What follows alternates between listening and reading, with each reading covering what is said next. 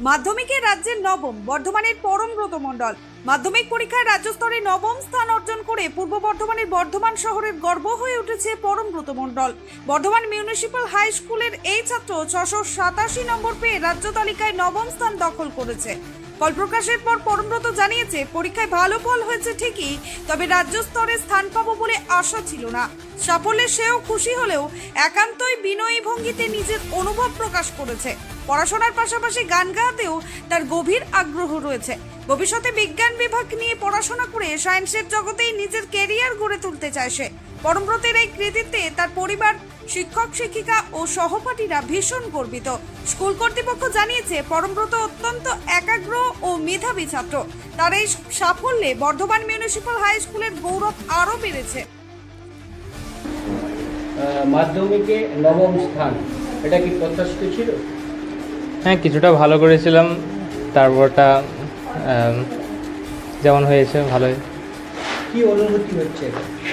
স্বাভাবিকভাবে ভালোই অনুভূতি হবে এরকম রেজাল্টে। পরবর্তীকালে কি চিন্তা ভাবনা রয়েছে? পরবর্তীকালে বিভিন্ন এই কম্পিটিটিভ এক্সাম, নিটের প্রিপারেশান নিচ্ছি। আশা করি পরবর্তীকালে ভালো করতে পারবো। বলছি, এই সাফল্যের পিছনে কাকে বেশি অবদান দেবে? এই সাফল্যের পিছনে অবশ্যই আমার বাবা মা, বাকি অন্য শিক্ষাগুরুরা আছে, আমার ফ্যামিলির লোকজনও আছে। প্রথম যখন শুনলে খবর টিভির মাধ্যমে, সেই সময় কী অনুভূতি হয়েছিল? ভালোই অনুভূতি হয়েছিল, কারণ এই রেজাল্টে অবশ্যই ভালোই অনুভূতি হবে। বলছি, আগামী দিনে কী বিষয় নিয়ে পড়াশোনার ইচ্ছা রয়েছে? আমি তো আগেই বললাম, নিট মানে মেডিকেল লাইনে পড়ার ইচ্ছা আছে।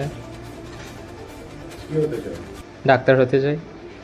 বলছি, পড়াশোনা করতে স্পেশাল কোনো রকমভাবে গুরুত্ব দিয়েছিল যে? পড়াশোনা তো এখনকার দিনে পড়াশোনা তো অবশ্যই করতে হবে জীবনে বড় কিছুতে প্রতিষ্ঠিত হওয়ার জন্য। মানে কোনো শিডিউল কোনো কিছু বেঁধে রেখেছেন যে এই শিডিউলের মধ্যে আমাকে এই টাইমে পড়াশোনা করতে, মানে 5 ঘন্টা এই জন্য তার কোনো রুটিন না, সেরকমভাবে রুটিন কিছু করা হয়নি। রুটিনটা অনেক সময় নিজের মনের ওপর নির্ভর করে, কোন সময় কী পড়তে নিজের মন ভালোবাসে সেই হিসেবে পড়েছি। বিবেকানন্দ মিশন আশ্রমে পড়াশোনা করে এই ফলাফল, সেক্ষেত্রে স্কুলের কতটা সাহায্য পেয়েছিলেন? স্কুলের স্যারেরা তো অবশ্যই সাহায্য করেছেন। তারা আমাদের স্টুডেন্টদের কাছে, তারা যেমন একদিকে শিক্ষাগুরু, আবার অন্যদিকে বন্ধুর মতো মিশেছে। সব প্রশ্নের ঠিকঠাক আমরা যা জানতে চাই তা সুন্দরভাবে আমাদের বুঝিয়ে দিয়েছেন। বলছি, পড়াশোনার ফাঁকে আর কি ভালো লাগে? পড়াশোনার ফাঁকে ক্রিকেট খেলতে ভালো লাগে, আর আবৃত্তি করতে ভালো লাগে। বলছি, বর্তমান সময়ে তোমাদের মতো ছাত্রছাত্রীরা যখন মোবাইল নিয়ে ব্যস্ত, এই মোবাইলটা ছাত্রছাত্রীদের কাছে কতটা সুফল বা বিফল বলে মনে করো? মোবাইলটা হচ্ছে একটা আজকালের দিনে একটা গুরুত্বপূর্ণ একটা অঙ্গ হয়ে গেছে, কারণ সেখানে আমরা পড়ার অনেক কিছু যেগুলো বাইরে থেকে জানতে পারি না সেগুলো জানতে পারি, কিন্তু সেটাকে খারাপ দিকে ব্যবহার করাটা ঠিক নয়। কারণ সেটাকে যদি ভালোভাবে ব্যবহার করা যায় তাহলে সেটা পড়ার ক্ষেত্রে অনেক সুবিধা দিতে পারে। ছেলের প্রথম এই ধরনের সাফল্যের কথা শুনে কি অনুভূতি হয়েছিল?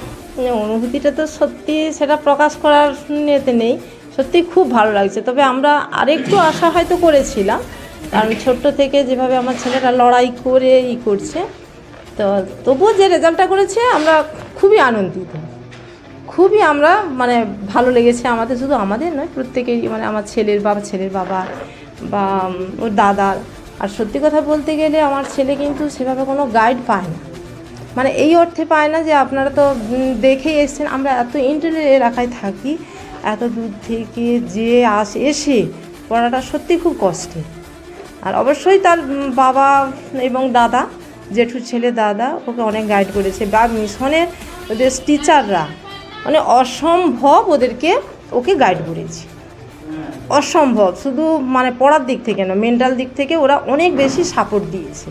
তার জন্য হয়তো মানে এতটা আমরা হয়তো আশা করতে পেরেছি, কারণ আশা তো মানুষকে করতেই হয়, সেই জন্য হয়তো এতটা আশা করতে আমরা কিন্তু পেরেছি।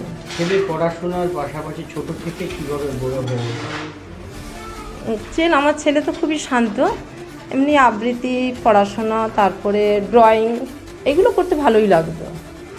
এইভাবেই সে কিন্তু বড় হয়েছে। মা সেরকম ও সবসময় বাড়ির মধ্যেই থাকে, এই মানে জেঠু জেঠিমা মা বাবা ভাই এদের মধ্যেই মানে বড় হয়, বাইরের পরিবেশে সেরকম কিন্তু আমার ছেলে যায় না।